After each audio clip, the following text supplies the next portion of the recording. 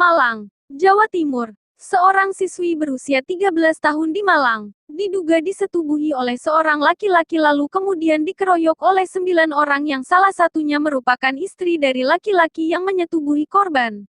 Kepala Kepolisian Resor Kota Malang Kota, Kapolresta, AKBP Budi Hermanto dalam program Tiven, Kabar Petang, Selasa, tanggal 23 November tahun 2021, menjelaskan kronologi kasus tersebut.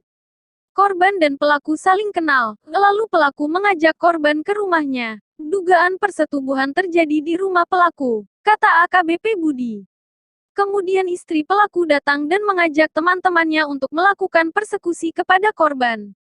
Istri pelaku datang dan ajak teman-temannya, lalu mereka giring korban ke tanah lapang lalu korban dipersekusi, jelas Budi. AKBP Budi mengatakan, Polresta Malang Kota menerima pengaduan pada hari Jumat, tanggal 19 November tahun 2021, atas 2 dugaan. Pertama dugaan persetubuhan dan kedua pengeroyokan, kata Budi. Saat ini 10 orang yang terkait kasus penganiayaan terhadap seorang siswi tersebut telah ditangkap, termasuk pria yang diduga melakukan persetubuhan.